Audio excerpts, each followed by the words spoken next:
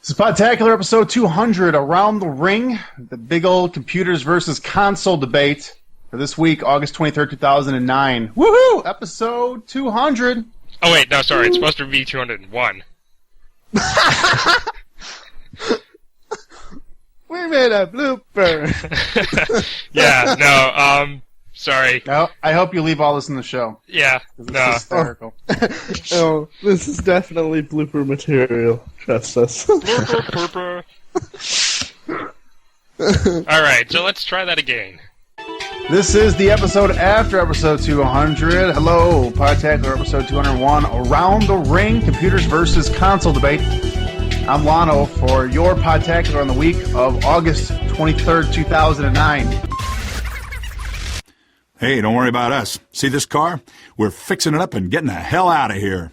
Driving to Hawaii. Beaches, babes, and waves. Tell you what, if you ever get sick of this rebel crap, you know who to talk to.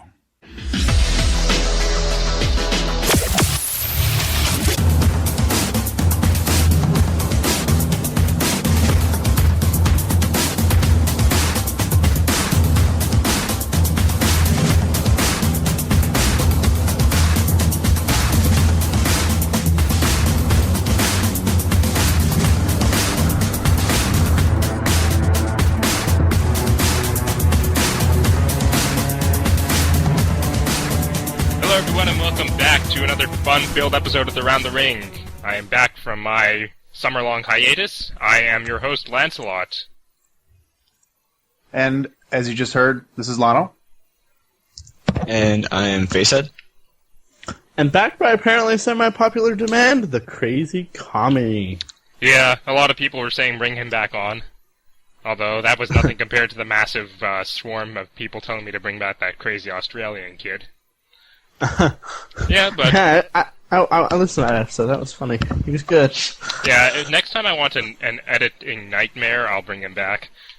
I'm serious. I've said this before on the forums, but at least 100 bleeps in that episode. That's a lot of censoring. I'm bleepity bleep bleep. Yes. So, joining us from the Sarcastic Gamer and as well Respawn Radio, I believe, is Lono. And we were actually going to have him on our first debate show with DRM, but he unfortunately missed it. But we have him back here now. Yeah, it was a tactical withdrawal. I instead of talking about DRM, I'd much rather be talking about computers versus consoles and debating that issue. So yeah, I'm here now. Yeah, I've seen your Steam account. You have quite a listing of games there. I've been with Steam since its inception. Oh, yeah. Real old timer then. Well, since Half-Life 2, I mean that's when they launched it, and it was super buggy. But they've implemented so much since then. They've totally changed what it was into what it now is, which is, I guess, the modern. The modern day, I guess, the modern day standard for online games and game stores. Oh yeah, for sure. In a perfect world, everything would be run by Steam. I remember Steam when it was buggy. Oh yeah, I hated it. I ran away. Didn't come back till Lance poked me with a stick saying, "Get it on Steam." And I'm like, fine. A very sharp, pointy stick. Yeah, I got on with Steam late last year when I got the orange box. So I missed the buggy phases. And our second guest here is Facehead, who you all know from the Podtacular community. Basically I've been around for a while. I used to, when I was real little, my brother was real big in PC gaming, and just PCs in general, so that's how pretty much I got started. I got into Xbox, like console, because I play both a lot. Back in 2005, when my friend got a 360 at launch. And I was also around for Steam launch, and for me, it's actually still buggy. I have a nice good old 64-bit Vista, and it hates that. It does not like that. Hey, I have 64-bit, and I don't have issues with it. I have no problems with my 64-bit Vista. I guess your 64-bit is retarded or something.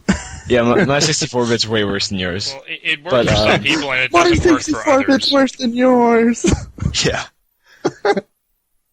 But, yeah, big gamer on both. Awesome. And we all know, you guys remember TheCrazyCommie from one of our Left 4 Dead shows, No Mercy. Yep. Let's see. Consoles. Let's see. Play and owned Nintendo, Nintendo 64, Game Boy, Game Boy Pocket, Game Boy Advance, Game Boy Color, DS. Basically every Nintendo system. PS. I have like 6 or 7 of the old Dot Matrix Game Boys sitting around. We got them cheap because my dad used to work for Nintendo. I still have my old school Nintendo from There's actually an NES sitting in my garage. It doesn't have any cartridges, and it's probably got a few spider nests inside of it. Ooh. Well, let's see. I played every single console there is in PC. I've been doing since my dad ever bought a computer. My first, I would say, real cool game I ever played was probably Half-Life 1 with my grandpa. With my uncle in Alberta. That was fun. That game scared the shit out of me when I was little. I'm sorry, but those head crabs, still freak me out. I don't know. Tentacles are kind of creepy. No, they're not. They're funny. Actually, yeah, they just kind of whack. I'm gonna lick you. I'm going to pat you on the face. Nom nom. Yeah. Alright, so those are the guests. Now, in case you're wondering why I sound terrible, I had my new wireless creative headset for episode 200. Now, the only thing is that the awesome voice quality was ruined by the failure that is live stream's audio quality.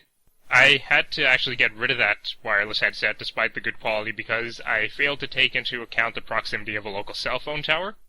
And so when it did distort, it was terrible. Oh, so that's why you got rid of it. Yeah. It would be like, apparently I sounded like a robot. Those of you who were at the last jam night would know about that. Domo arigato, Mr. Robot. Yeah. Sorry. Okay, so we already kind of went over the topic here, but it's going to be computers versus consoles debate. We got you guys to submit your opinions in a variety of categories. So what we're going to do is for the first half of the show, we're going to read through some of the submissions and pick out a few, say what you had to say, and then for the other half, we're going to go through the categories on our own and make up our own minds and opinions. So it's going to be a good old time. Fists up, everything above the belt. Well, not really. I go no. Above or I don't know, 20 centimeters below. Leave a margin. Alright. So we're going to start it off with Nick. It says, "Hello, my name is Nick." Hello, Nick. "I've been following and listening to Podtacular for about a year and a half, and this is my first submission." Really? Wow. Here is my opinion on console and computer gaming. Console games are usually simpler and more straightforward. This limits them to pretty much just shooters and arcade games, whereas PCs can run RPGs, real-time strategy games, and most importantly, MMOs, which are massively multiplayer online games. This doesn't mean that the PC is superior. Console games aren't bigger, faster, or necessarily more popular. They're just better. Okay. I have yet to play an Xbox game that I didn't like, aside from Gra 2, yet have found countless horrible PC games. It's hard to browse through the Xbox, PS3, or Wii section of GameStop without seeing something you can't see yourself spending $50 to $60 on. But PCs have some of the worst games ever made. Blasphemy. Oh yeah, I forgot to mention, we're all PC biased. No, it's just PC has not made the worst game ever. That would go to what would be the worst game ever? Atari. We'll deal with that later. No, we'll deal with that later. That'll be in our section. There are, of course, cross-platform games like Half-Life 2, Left 4 Dead, and Fallout 3. These are generally very good games, probably because game publishers are willing to spend extra money to make them cross-platform. In short, both PCs and consoles have their ups and downs. I personally prefer console games, most likely because I just have an Xbox and a Mac. Mac? That's not even PC. It's not even game. That's like art stuff. Yeah, Mac people play Photoshop. Alright, so he says, goodbye, Podtacular. I look forward to submitting more often, and we'll see you later. For those interested, my Xbox Live gamer tag is Hunter Nick. I play Halo 3, Halo Wars, Half-Life 2, Fallout 3, and a few others that he lists there. He says, so long, and keep on fragging truckers that cut you off when you are going 50. It's annoying as hell. Huh. Okay, so I have to stop you dead there, because Half-Life was one of the best games ever. Yeah. Classic. And the 2 expansion packs for it. Can't forget about Opposing Force and Blue Shift. Those were awesome expansions. For sure. It was Adrian Shepard and Barney Calhoun, the security guard and the soldier, or the soldier and the security guard. Woo! I mean, are we really going to debate this guy? I mean, obviously I'm not PC biased or console biased, but it's just dumb to say that he's never played an Xbox game that he didn't like. There's a ton of really bad Xbox games. Yeah. This is just fanboy bluster. It's just a dumb opinion. And technically, I wouldn't even count Wii as its own category console due to the fact that it's the only one where you actually move around. I mean, to say that it's hard to browse through Xbox, PS3, or Wii section of GameStop without seeing something you can't see yourself spending $15 or $60 on. I mean, come on. What about the Wii shovelware? I mean, there's a lot of Haze on the PS3. I mean, Hour of Victory on the 360. Let's just move on. Yeah. Yeah, that was before we have aneurysms. Okay, so Lono, you get next pick.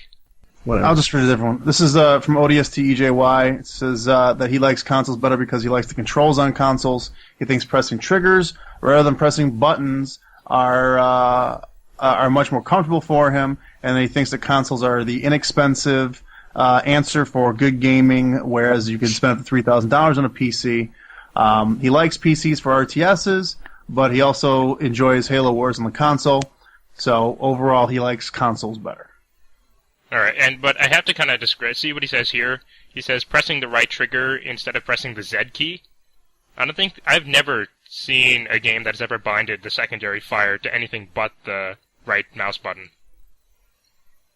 I think he's just making a point that triggers are more comfortable than WASD controls. I kind of agree. I used to be a big PC gamer, but I find that my hands kind of cramp up a little bit when I'm trying to move around with the keyboards rather than when I'm just sitting there holding a game controller. Yeah.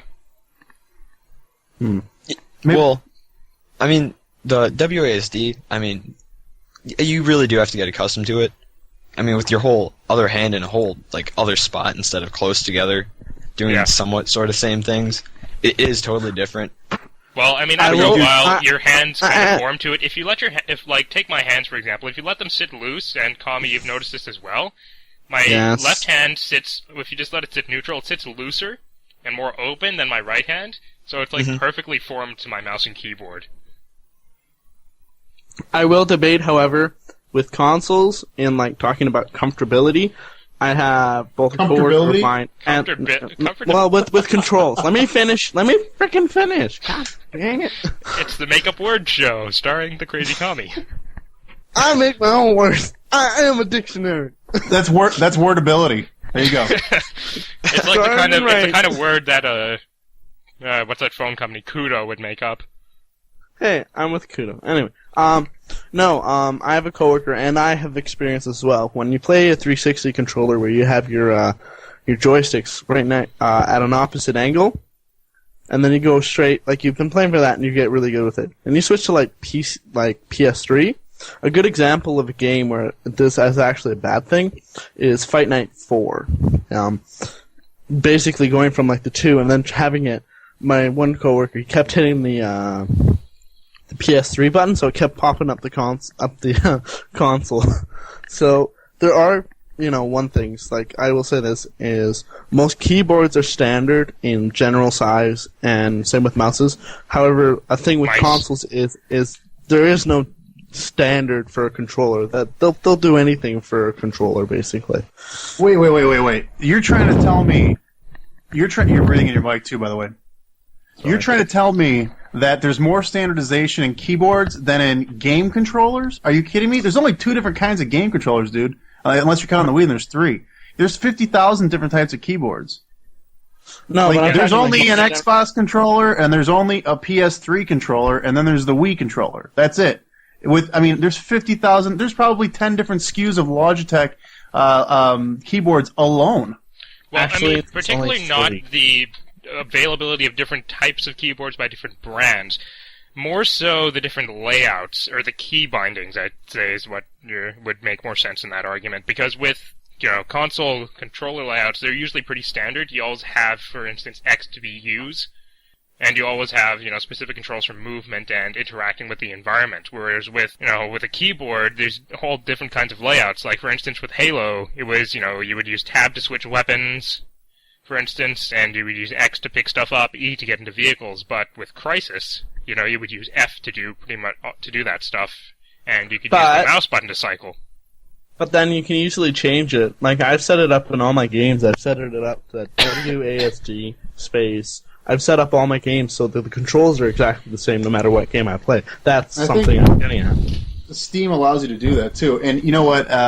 For the most part, most shooters all have fairly standard controls, and you can change them however you want.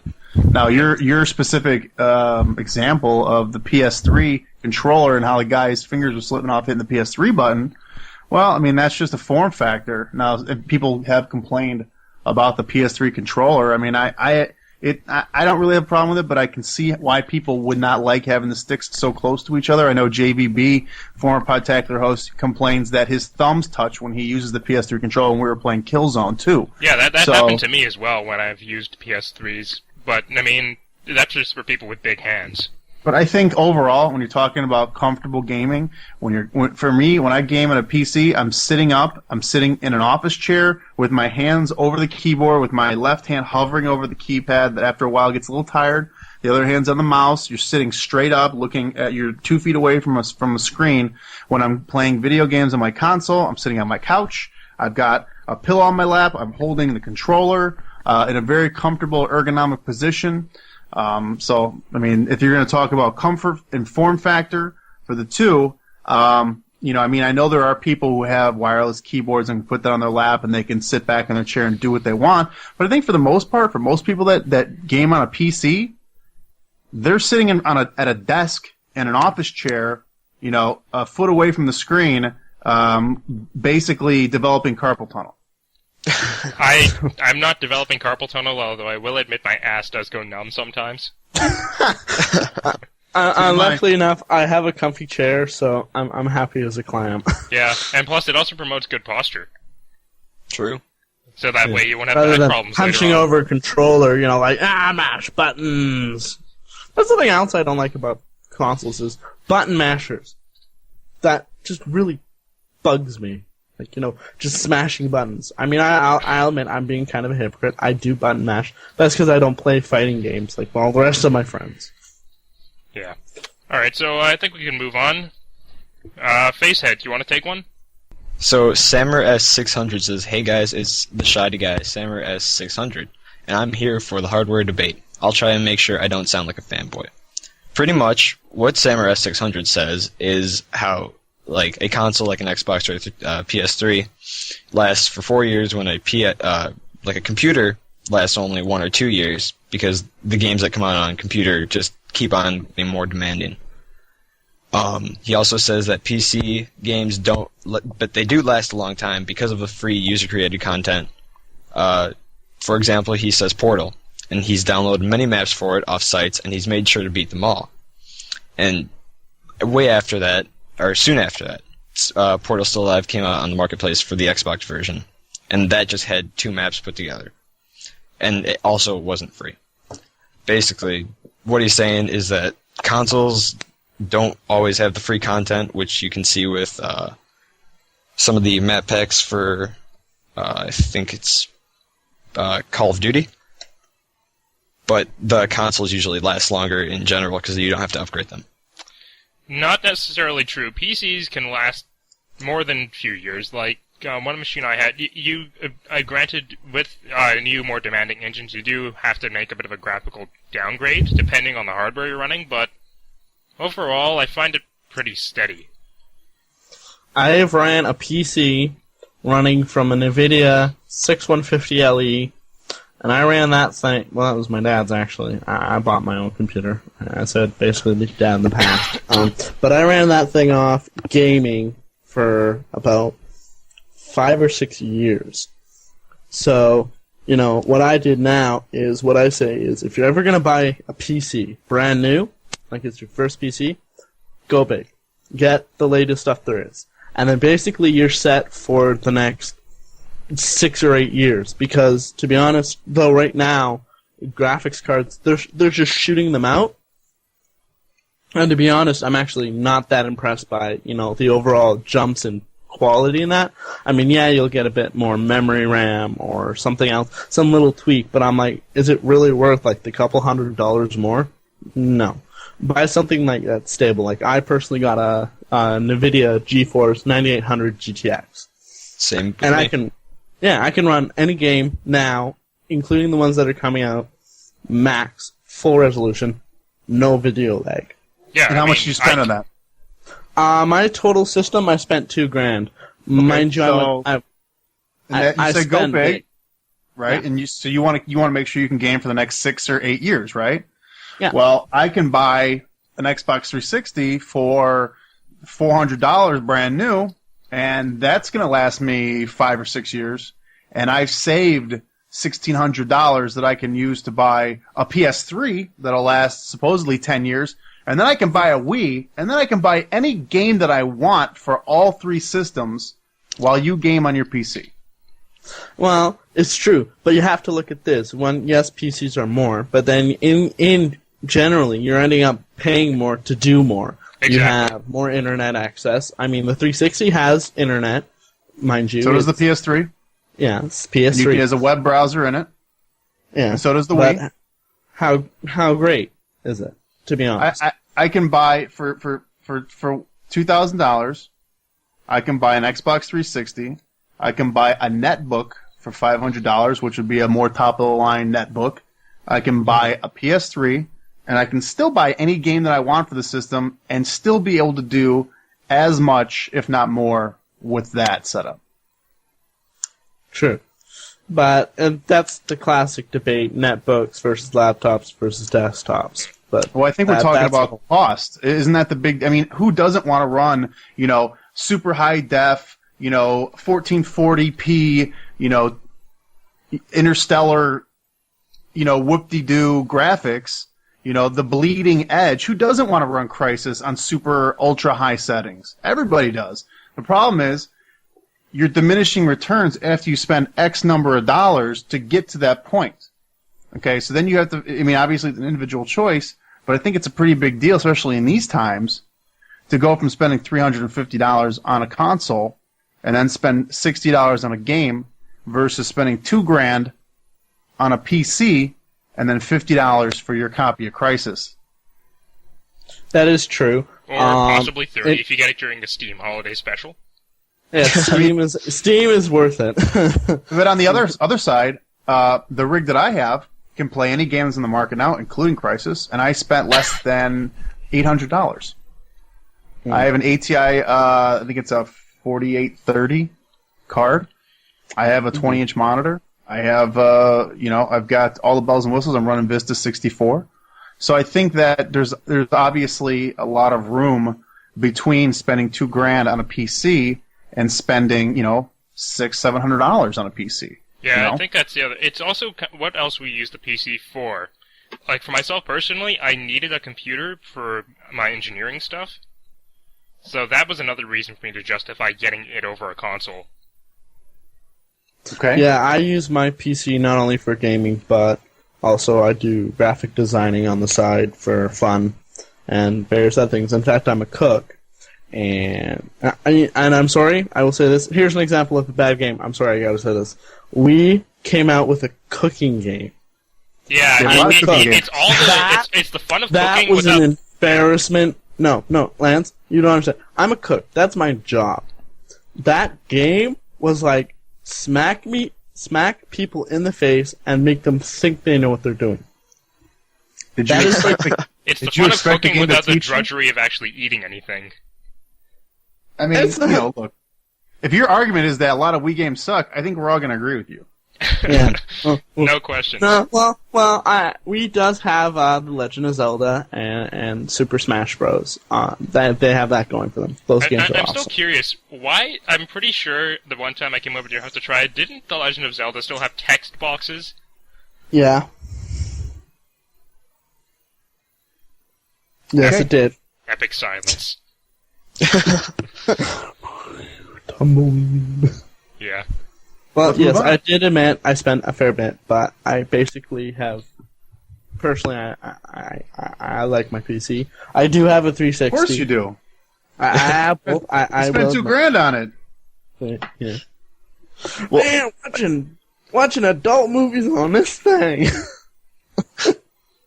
Well, another thing is that he did spend $2,000 on it, but for the next, a 360 will last 6 years, so will his PC. But his PC should, if he spent $2,000 on it, it should be able to run games much better than the 360 for the next 6 years. I mean, the 360 will still be able to run them, but he'll be able to get them better frame rates and just better overall experience, I guess. An example, PCs Mirror's automatically Edge. win on the graphics area, for sure. But, I mean, we can get to that with our own discussion. Let's move on to another submission. I believe, Tommy, you're up next. Yeah. Okay, I'm gonna do this guy, Moves0030, in which this is probably the most intelligent. He actually did go what we just did, community capabilities and machinima. Yeah, he went through all the categories I listed there. Hey y'all, Podtacularians. This is Moose0030. First off, it's great to see Around the Ring back on podcast rotation. I'll try and make this as easy to read.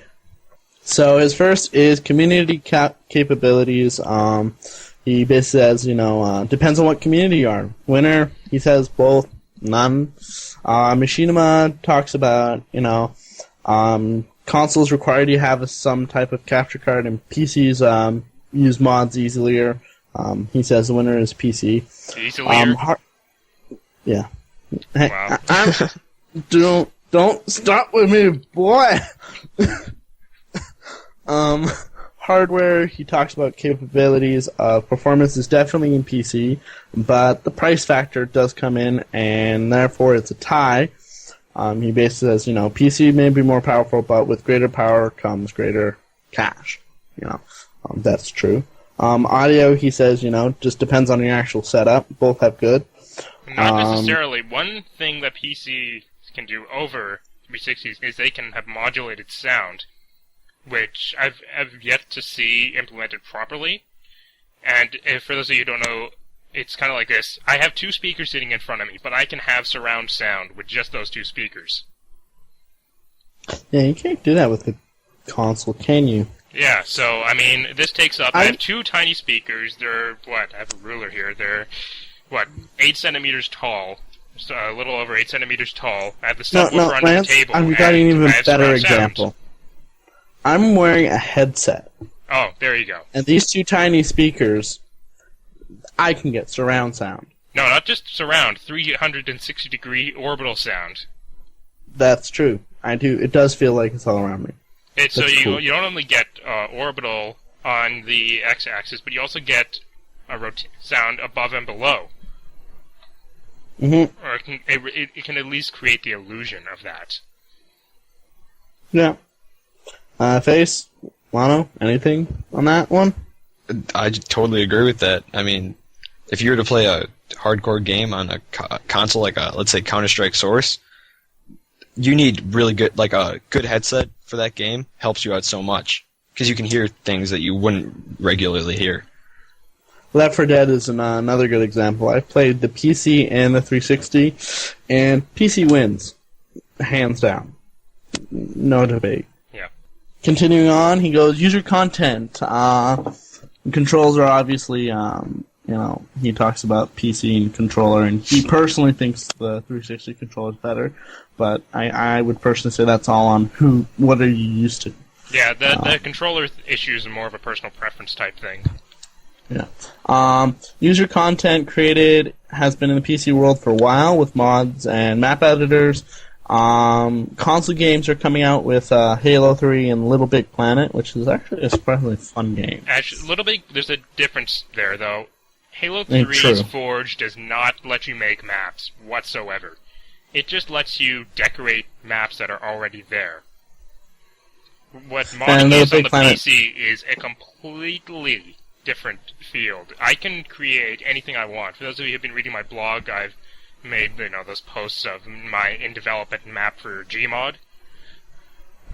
So I mean, there's no such thing as a map creator with the same capabilities on a console that I've ever seen before. I mean, I know Fallout 3, or no, sorry, not Fallout.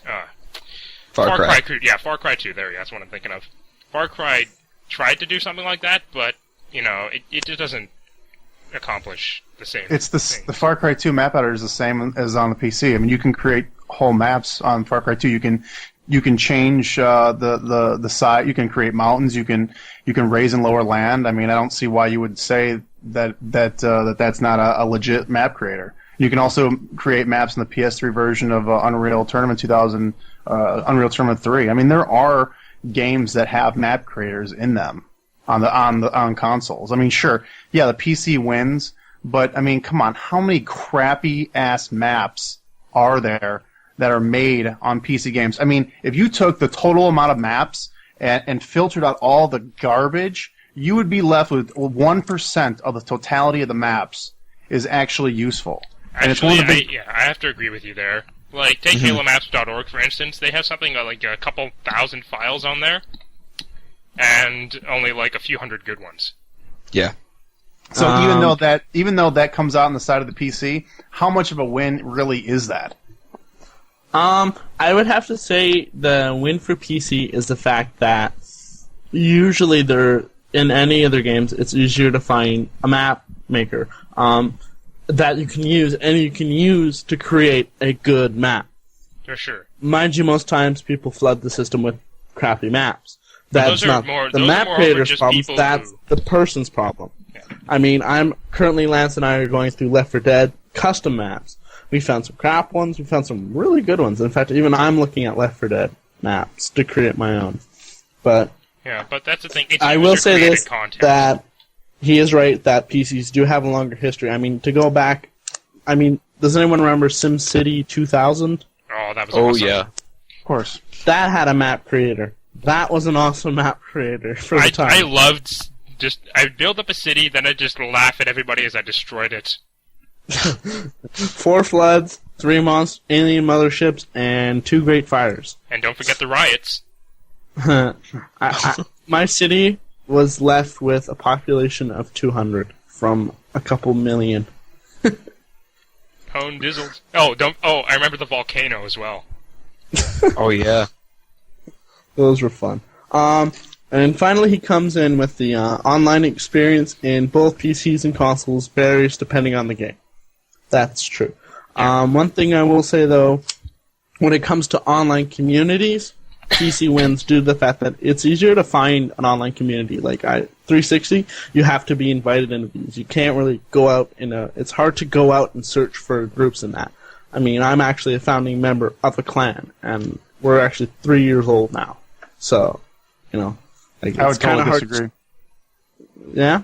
Xbox Live is its own contained thing. You have your guys on your friends list that you can always find. On the PC, you're going to have 10 different things where you're going to look to find people, and on Xbox Live, it's consolidated into one thing where you're going to have your list of the people that you always want to game with. And you can do that on the PC, but I think for the most part, I mean, it's such an easier interface on Xbox 360. I would say that PC might win just because of the sheer numbers of them, but that doesn't necessarily make it better or more engaging for newer people to the genre, existing people that aren't necessarily looking for a gaming community and just want to find people to play with.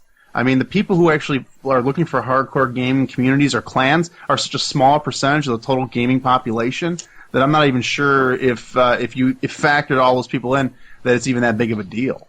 Yeah. I mean, with Xbox Live, you log in, you see your friends, you go play with them. Right. Well, You do also get, when you're in just matchmaking and stuff, you do get, with the 360, since it's such a wide audience, you get the people that you never want to play with. If you were playing on PC, they wouldn't be playing. It's just that the Xbox has appealed to such a wide range that you have it's such a big community now, Yeah, too. that's the thing. I can counteract Xbox Live that, might though. be easier. The only problem is that it's filled with a bunch of whining children. Right. I can debate that. No, I can debate that. How you're talking about that. Then debate it. You don't ever want to play with. That's not true. I've played PC games, Left 4 Dead, Battlefield 2142. I still play that. I have it on servers where there's people I absolutely positively hate. Like I'm not saying by any means that PC is completely clean of retards, but no, the overall population is lower. No. PC and I would say for the level of I would call immature gamers are pretty much on par. Because to be honest, I've seen immature gamers that I know are like 50 years old, and you also have a bigger problem with the jerks on PC because it's way easier to mod games and do things to disrupt games that you can't do. Yeah, the hackers, you cannot do that on the 360. So you have far less griefing percentage of people. Yeah, that's true. There's less griefing, but I far will less. I will it's say so the sage, far less. I would say the sage old thing. If you don't like what's going on the server you're playing, it's called disconnect.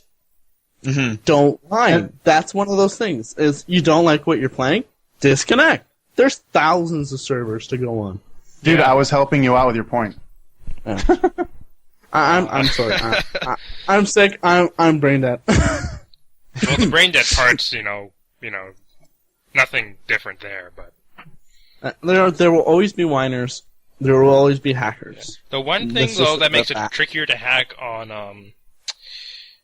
XBL is basically the fact that it's run by an actual company. There's people paid to keep an eye out for this stuff, whereas servers are publicly run. So you have to depend on other people who aren't always there watching the server. And you only have this, automated program that's designed to pick up stuff that's already well known. VAC for Steam games That's is pretty good. really good. Yeah, like Valve anti-cheat's perfect as far as I've never had a problem with it. Like with Punkbuster, you have to keep updating it, blah blah blah. Mm-hmm. Actually, yeah, I will debate like the worst ever anti-cheat system is Punkbuster, because I have delved into the dark side out of research of hackers for games through Punkbuster. They have auto updates to override Punkbuster. So most of the time when it comes to hackers on PC games, it is down to user control. Like, if you're in a server, in like a clan server, you'll typically run into less problems with hackers due to the unless the clans themselves are that. You kind of distorted out there.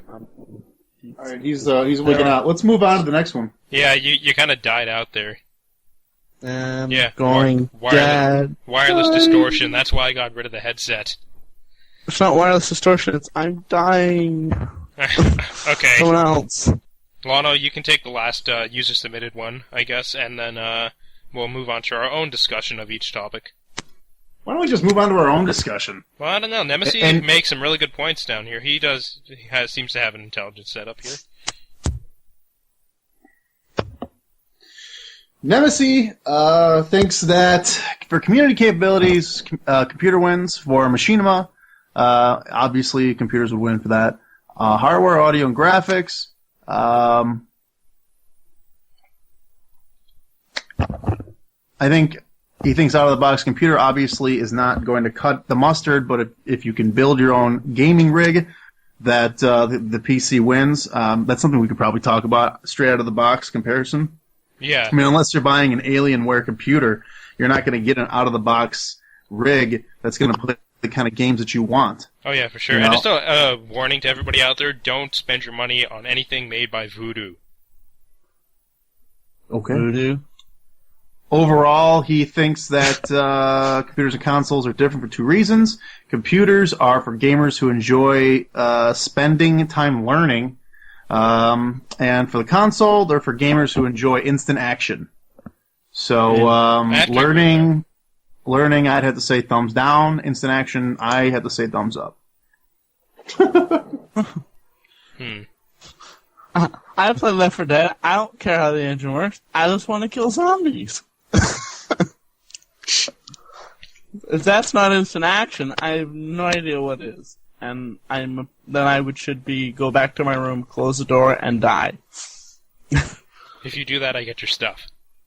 You're not getting my PC. I will burn it with me. Damn it. Yeah, bury the PC with you. But you'll be dead. You won't know where it is. Yes, I will. I will embed a program that leaves an AI of my personality on my PC, and it cannot be wiped.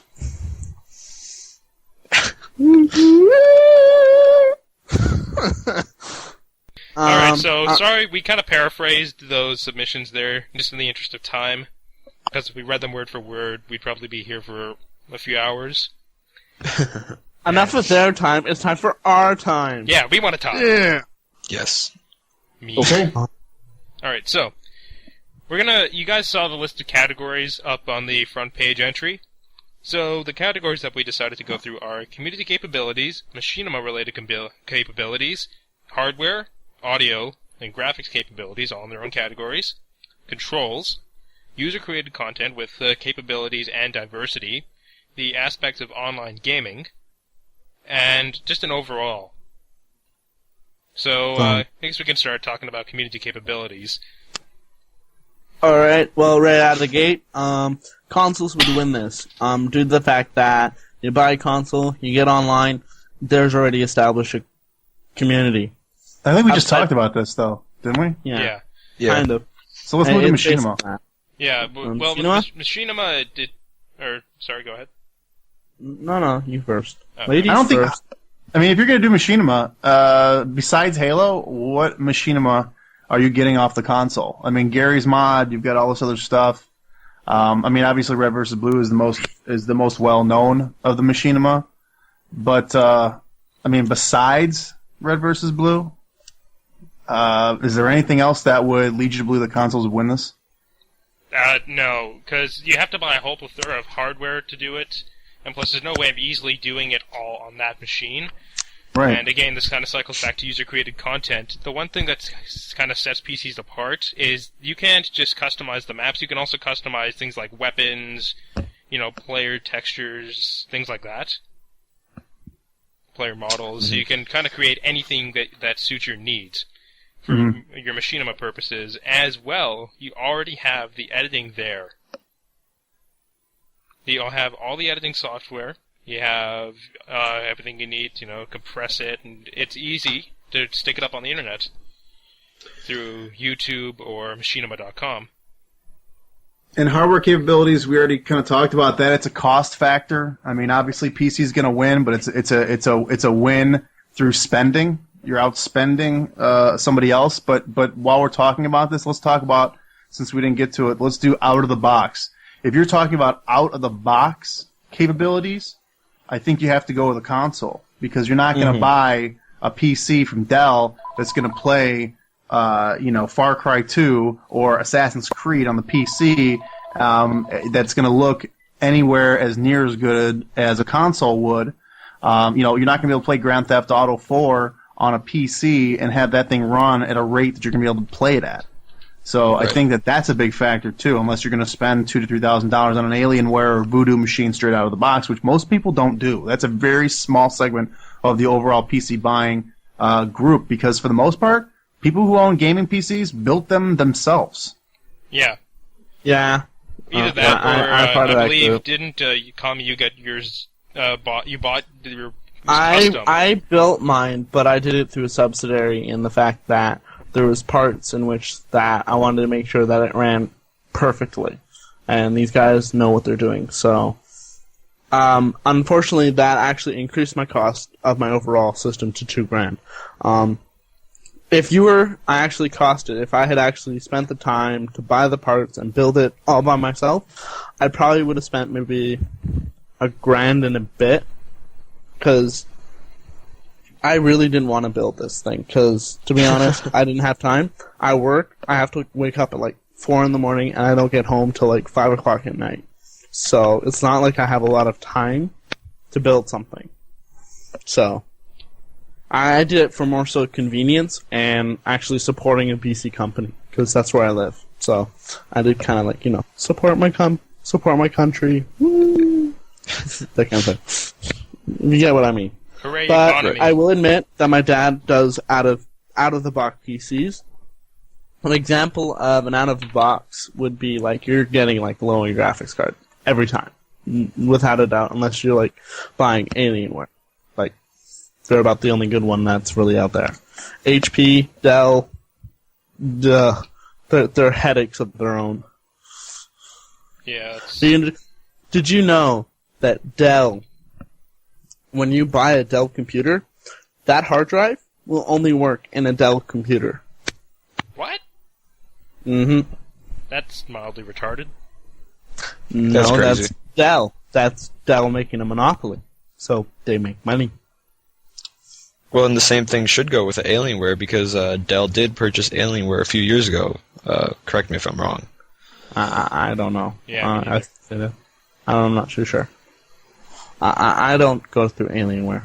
Okay, so we talked out hardware. We talked out. Audio.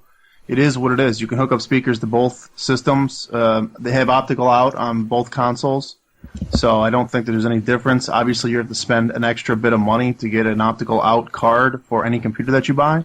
So Not necessarily. Most motherboards nowadays have optical outs on them. Okay. Well, if you can do that, then that's good.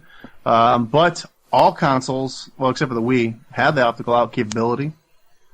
So I don't know if you want to give it to the consoles on that one, just because of sheer out-of-the-box capabilities. If we're going by out-of-the-box, console would win. Mm-hmm. Okay. If we're going custom, PCs take the bait on that one.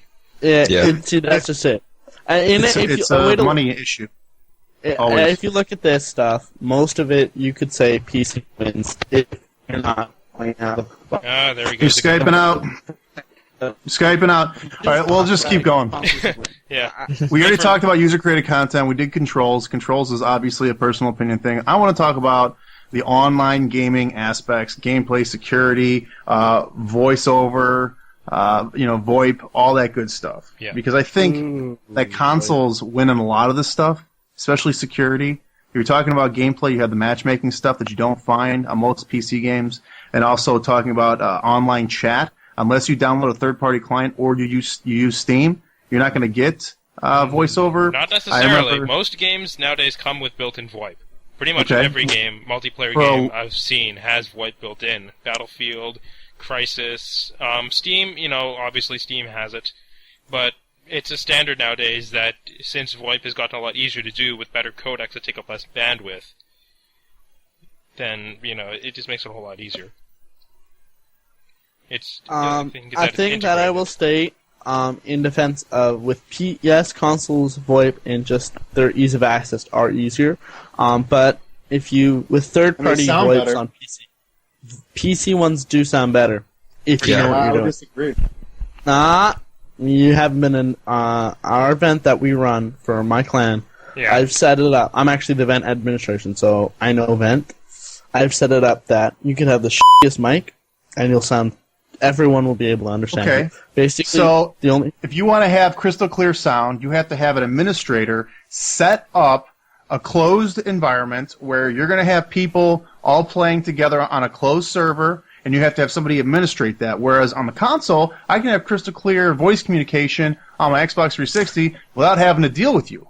I'm sorry, but I've had it where on almost every account of 360, there's always one person or a couple people who I can't even understand. Mind you, that might be because they're like 5 years old and they're playing Halo 3, which in of itself is wrong. Yeah, and actually that's something I wanted to check with you, Lono. Does every other game have matchmaking?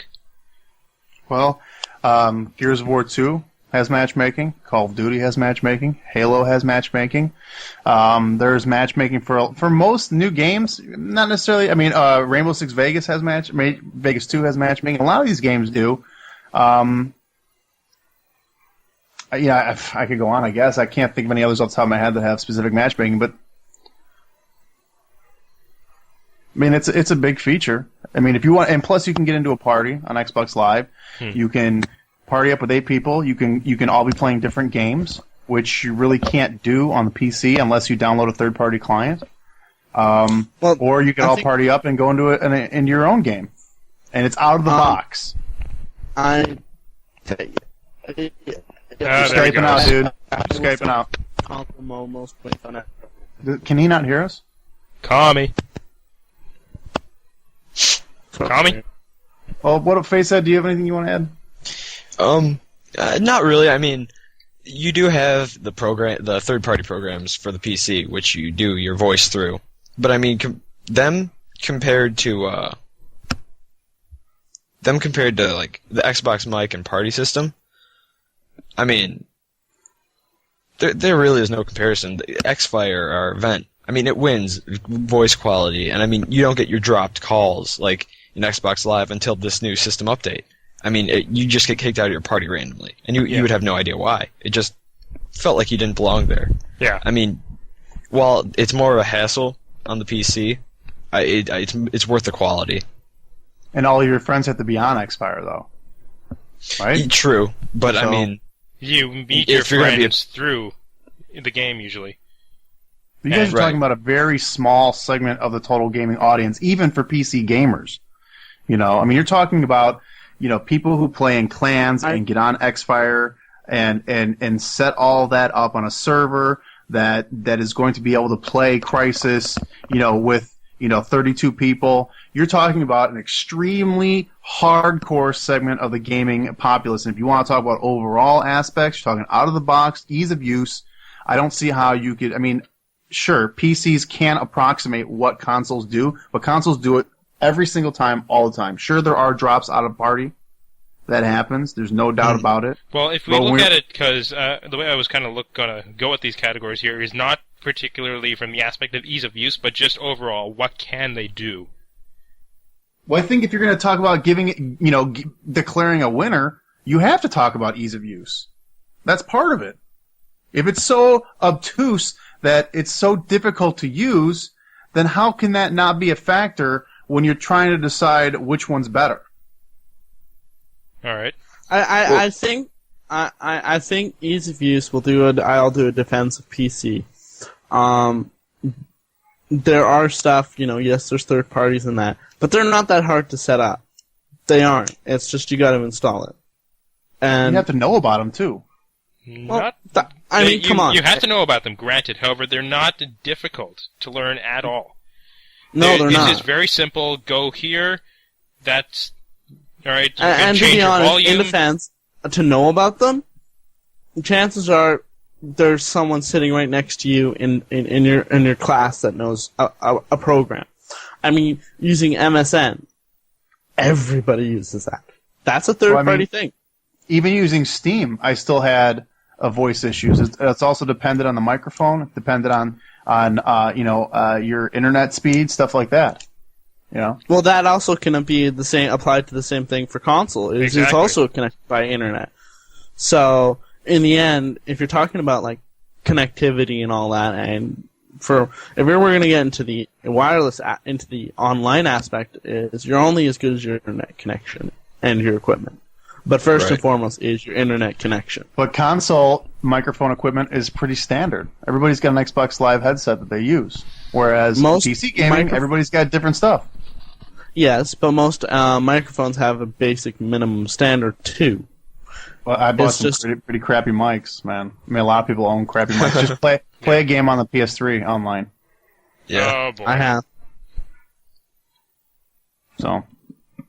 I have, and it was a 2-year-old playing an M-rated game. Well, that's one heck of a 2-year-old. That must be some fine motor skills that 2-year-old's displaying. That must be one set of retarded parents. That's one of my things that I will find is console games for security, for general content. Overall, I find more kid players on M-rated games on consoles than I do on PC M-rated games. I'm sorry, but that's what does that have to do with security? Yeah, that's not security. That's more access. Security is more how secure is it from hackers and griefers and such. Well, in that case, then both fail miserably against griefers, because there's always griefers. There's always... So, for the aspect of security, for griefers and hackers, technically both fail, because they're Not always for consoles. Griefers are different than hackers. Hackers on consoles are going to have a much more difficult time actually getting in and mucking with the system than on the PC. Yeah, that I have to give. I mean, griefers can always be a griefer no matter what. I mean, you can stand in a doorway, when you're playing, Call of Duty 4 and mess with people if that's what you want to do. But that's different than hacking it and shooting through walls. Yeah. Well, I mean, you are comparing this against, how you're saying the hardcore people, the hardcore gamers are the ones that will know about X-Fire and Vent. Well, I mean, it is personal opinion, but games should be for the hardcore people. I mean, that's the one thing that I'm really worried about. That's what we did, and I mean, look what we did. They just sold all their inventory of their Wiis. They were out, and I mean, it was just an effect of, it's that new stuff. Everyone's got to have it. I mean, even my mom wanted one. I don't want that. I mean, when I want to play a game, I don't want to play against, 7 or 8 year olds, and I don't want to play against 25-year-old frat boys. I want to play against people who like the game for what it is and who are, at least decent at the game that will give me a challenge. Yeah. I will agree with that, because there are people in our clan. I think we set up an age limit due to the fact that we've had so many problems with young members. But I think our oldest member, I've played in online communities on the PC for a long time. The oldest person I played with who was kick-ass in a game and could own me any day, and I'm young, he was a Vietnam vet. Oh, I remember him. He was John. Yeah, he was awesome. Non-vet. Yeah. Non-vet. So you guys want to cut down the gaming audience to just the select people who fall into your quote-unquote hardcore category? If you guys did that, the quality of games that you guys would get would be crap, because nobody would buy them. There'd be no money in it, and all of the really intelligent people that would be doing these kind of things would not be able to create the kind of experiences that you become accustomed to. So the only reason why you have such kick-ass games like Half-Life 2 is because they make millions of dollars, and they can put a team of 100 on it to make it what it is. Now, if you're saying that it should be inclusive to only people that you think are quote unquote hardcore gamers, well, that's ludicrous. That's ludicrous. No. I don't think there's gamers of all different types. A hardcore gamer can play Tiger Woods golf on the Wii. Okay, a hardcore gamer can play Peggle. Okay, a hardcore gamer does not have to play, Halo 3 multiplayer. Okay, that's not what a hardcore gamer is. You know what I mean? No. I think what we're talking about, I think this is like one of the I think we've gotten to one of the classic whirlpool loops of when consoles versus PCs come up. Mm-hmm. To be honest, and I'm asking us, do you agree with me? I think we've kind of hit that loophole. Yeah. In which now it's the around the ring, but this. There's always exceptions, and there's always, it depends who you're talking about and what specific category. I'm talking about Facehead wanting to exclude people from playing certain kinds of games because he doesn't, doesn't view them as a hardcore gamer. That's what I'm talking about. Well, I mean, what it is I'm not saying just stop making games for everyone. I'm fine with, everyone in my school, every guy at least in my school having an Xbox 360, because I'm pretty sure that's what it is. Every guy in your school? We have a few girls, but if girls want to get into it, that's fine. But I mean, there's games for them, and I mean, people talk like there's people at least at my school who think they are so good at games because they're all right at like Gears of War, and I mean, I'm not like dogging on Gears of War for being, not the best game, but I mean, there's way better people on it. But like, what it is while it is making the games better, giving the whole industry like more money and everything, it also is hurting it, because You have people who are just saying, like, do this because we want, more, 30-minute long cutscenes. We want the better graphics. I'd take better gameplay over graphics any day. Oh, for sure. You That's why people still play old games like Half-Life. Right. Because it doesn't matter what they look like, even though, by today's standards, it looks like something a 3-year-old would draw. It's just because it's fun to play. I still play Dune, the original version of Dune. Why? Because it is never boring. Yeah, I mean, I still have the original... Wait. What are we talking about here? What is the point of talking about whether or not people play old games? I think Facehead's point was that he doesn't like... I think his point distills down to he doesn't like video game posers who say that they're so good at a game when they're not, I guess. That's what he's saying? Yeah, that's pretty much what I'm getting at. And so what's happening... But the question is, like, who cares? Well, why do you care about how people brag about what game they play, though? I mean, I'm just trying to get in here and try and figure out what you're trying to say. I think he's trying to say something along the lines of, it's these posers that are ruining the industry by demanding things that ultimately ruin it for the hardcore crowd. Yeah, totally. Like what? Like what? Like, personally, Natal. I'm not looking forward to Natal at all. Why? The demos they showed, like the skateboarding. If I come home, this is me in winter.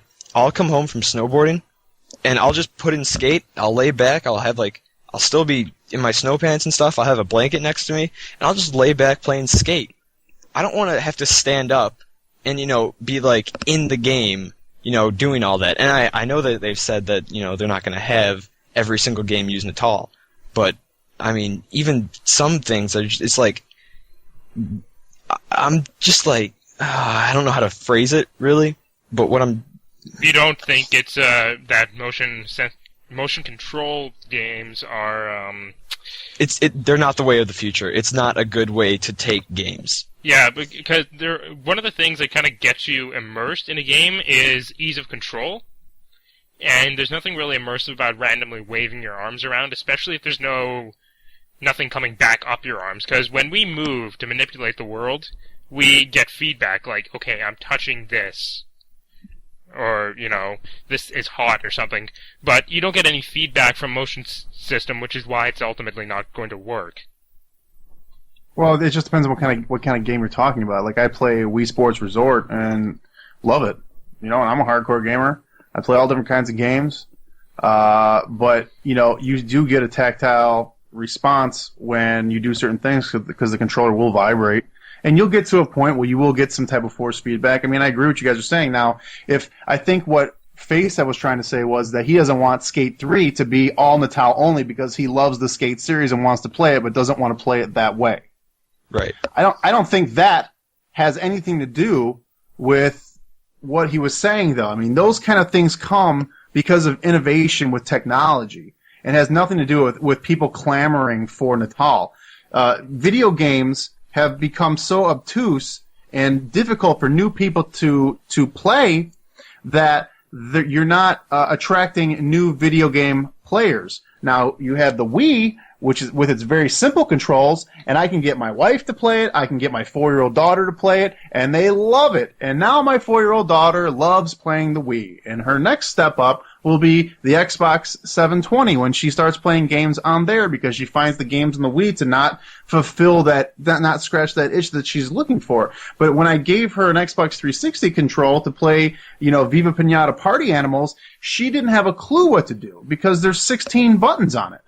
Now, now you guys are hardcore gamers because you've been gaming all your life. Now, when I first started playing video games, there was one button on the joystick, and that's how I learned. And then there was 2 buttons, and then the next iteration had 4 buttons or 6 buttons, and then the next iteration had 12 buttons. So I had a gradual curve where I was able to train myself into where we're at today with the Xbox 360 controllers. But now new gamers are coming aboard, and there's such a high bar that they have to come up to in order to play games competently that you're not creating new video game players, you're turning those people off. And that's where the Wii comes in. That's where Natal comes in. You're creating future hardcore gamers through Natal. I have to agree with you there. The old systems with just one or two buttons were easily more accessible. That's a very good point there. Well, let me just finish my point. So ultimately, when Facehead complains about those people ruining the industry, and I think you agreed with him, Lancelot, you guys could not be more wrong, because you're actually growing the audience and growing the base of gamers that the video game companies draw upon to buy their stuff, creating more and better experiences in video games. Sorry, go ahead now. Well, I mean, that's a pretty good comeback to that point. Sure, like, they whine and they demand all these sorts of things, but on the other hand, the thing like Natal and whatnot do encourage people who are new to the whole world of video games to get in on a more simple environment. Because, I mean, I have gone back and played old 8-bit games on, like, a Tandy 6000, where it's just a joystick and one red button. And, you know, this is... Then you see the progression of just slowly more and more buttons getting added on, which made, as you said, an easier slope for people to get into. So it's kind of like... Don't fear the casual gamer. Embrace those people as future hardcore gamers. Yeah. I will embrace a casual gamer as if for once my dad would ever play a game online and actually not just stand and watch me play. Yeah. There you go. I will be happy when people of my dad's age play more. And I'm talking people who are like in their 40s and up. Well, the average gamer's over 30 years old. Yeah. You take the average of all gamers, they're already that age. And that's that kind of does tie back That's into what you were saying about see. it I being harder for people to get back into game, or to get into start off gaming nowadays, because it's just so complicated. You know, if you really think about it, games can be as complex as you make them. I mean, you just need to sit down and look at it. I mean, most games aren't all this stuff. It's really, I guess you have to just work hard and try and doing stuff like that. Mm-hmm. Okay. Well, I mean, that is another thing. Like, I mean, you do, like, alright, I will bash some casual gamers, but I mean, there are people, like, sometimes I'll just have people over, and they'll be like, show me how to play this. And I mean, if you give them like, a 5-minute tutorial, I mean, sure, they won't be good at, like, Call of Duty 4 or Halo 3, but I mean, they get the gist of it, and I mean, they work at it for, you know, so many minutes. I mean, it isn't that hard to get into, and I know where you're coming from with the Natal bringing, you know, just regular people in to become hardcore gamers. But what I'm actually worried about is once you go to the Natal stage, I mean, that doesn't even have a controller. It doesn't even have the one button and a joystick. I think you're just being short-sighted, though. I think you're thinking that every game that uses Natal will only use your hand gestures. But what if you played a game like, you know, like they were talking about, let's say Halo 4. And in Halo 4, you use your controller to move your guy around, but you wave your arm, let's say because you have a squad, and you can tell them to stop by waving your right arm in the air. Or you can tell it to go by waving forward with your arm while still using the controller to do basic functions for your first-person shooting. I mean, that's what Natal will ultimately be used for. In the end, Natal is just to create a better soldier for the army. Hand-eye coordination, controlling robotic wars. That's all it is. And that's all I say it is. Conspiracy theory! That's what I say. Let's wrap it up. Yeah, that's pretty much it. So for the overall, what would you guys have to say? I'll go last. Okay. Well, I mean, personally, it does make some valid points. Both sides have their pros and cons. I do grudgingly have to award victory to the console in a lot of areas, but PC as well. There's no clear-cut winner. So once again, the PC versus console debate has yet to be solved, and nor will I probably ever say. I just still say all of it's a bunch of conspiracy in which to train better soldiers. But that's just the crazy communist in me talking. Alright. There is a reason why they call me crazy. It's all conspiracy. I'm gonna have to say there really is no winner. I mean, you have the money, I'd say get the PC. You will get I mean, if you have that money, you're going to get your PC. You probably know what you're doing. You're going to have a better experience with that. But if you don't, I mean, totally get a console. I mean, you can't go wrong with it. Almost anyone. I mean, maybe you could go wrong with the Wii if you're, not looking forward to what's there and you don't know what you're going into. But I mean, until in years not years, but in the future, I think they're really going to catch up, and soon enough, they're actually going to be almost the same thing. All right. And Lono? If you're the PC versus console debate, if you have to call it that, it's obviously comes down to a matter of personal taste and cash flow, and it also comes down to what it is that you're going to do with it. I mean, everybody has a PC. Everybody. It's the most ubiquitous piece of technology that is owned by anybody today, probably second only to a television. Or to make your PC into a quote-unquote gaming rig costs about $100. You can throw any type of video card into your computer, and you can play 75 to 80% of all existing new games that come out for the next couple of years. You can also spend $300 and buy yourself an Xbox 360 or a PS3. In the end, I encourage you to do both. They both have different types of games. You can get this, and you can also play online on both.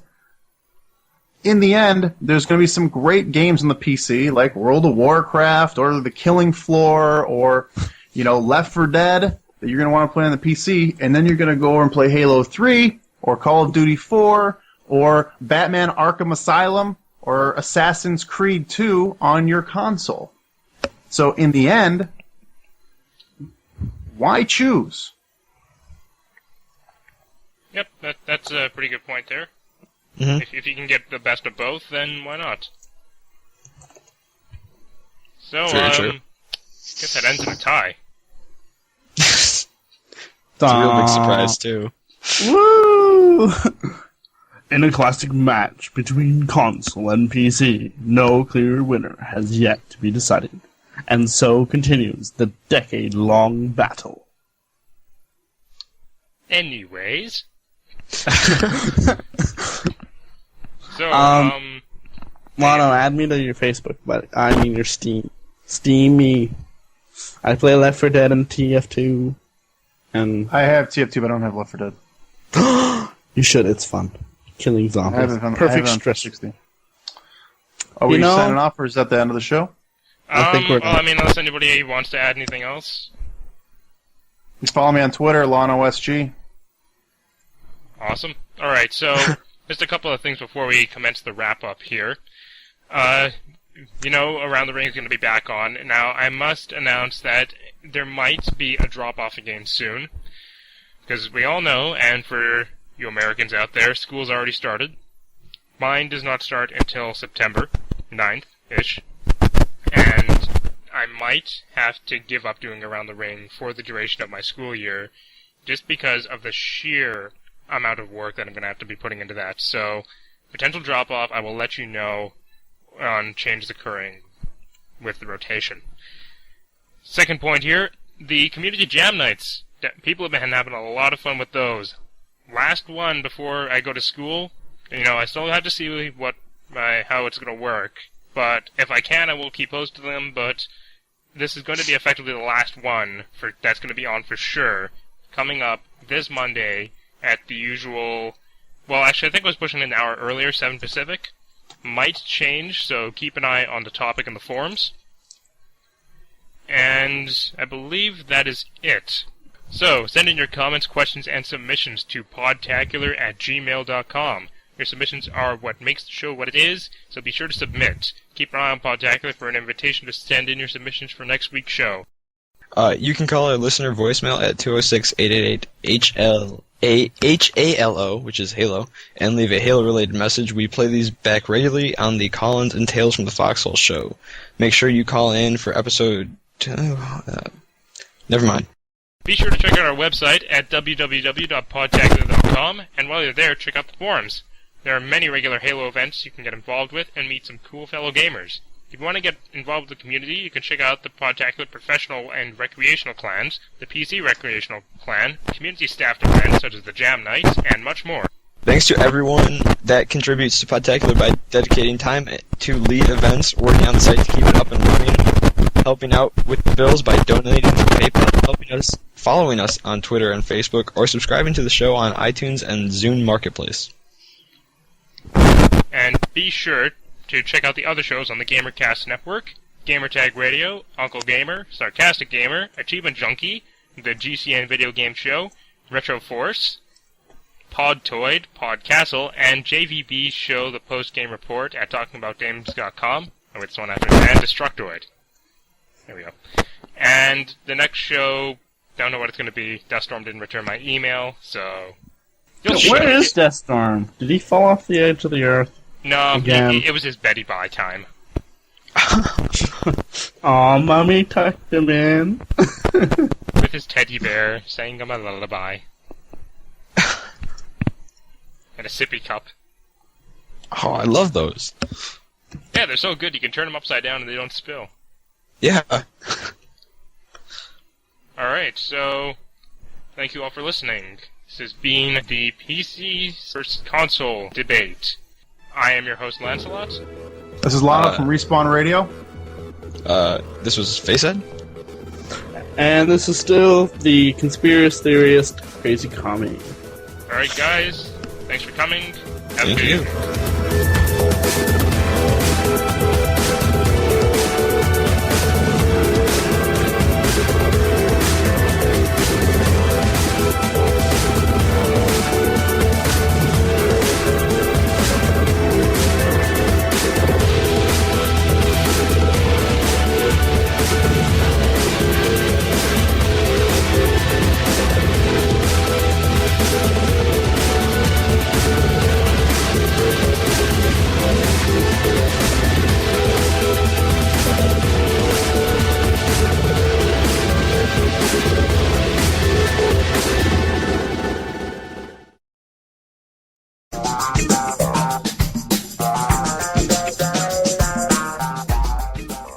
This dude just spent only $800 on a computer.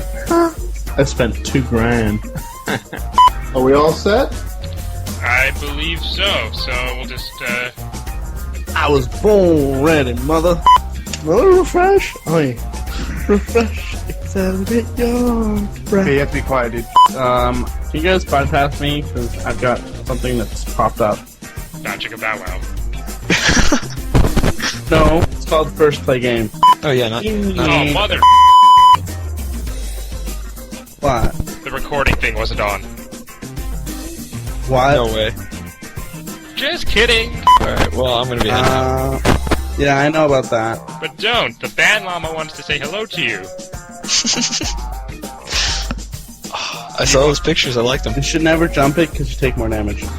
Sorry, I'm playing Left 4 Dead right now. What? No wonder you kept lagging out. Question, where do you live in the world? I live in Michigan. Where? Michigan. How much do you like hockey? Like, watching hockey? I watch hockey every chance I can get. So you're really a Canadian in disguise. Pretty much. We're, You're one of us. Come Lance, join us and play Lance, with us if you're not busy, forever and ever and ever. Lance, if you want, you can get into the game that I'm in right now. What map? We're doing No Mercy Advanced. Oh, No Mercy's old. Yeah, but I'm taking a guy who's kind of new. Ooh, newbie. Awesome, let's kill him. Not complete newbie. No! I'm kidding. Wink, wink.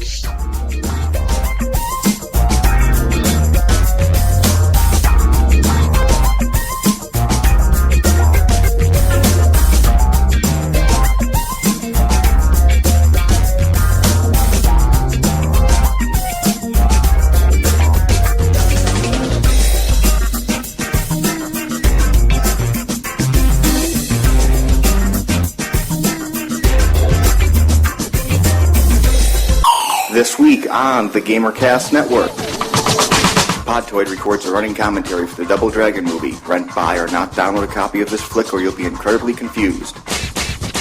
On the podcast, all the usual gang talk about sports with Sam and agree they're awesome. Shut up, Reverend Anthony. Only on Destructoid. Check out Gamertag Radio for the perfect union of music and video games.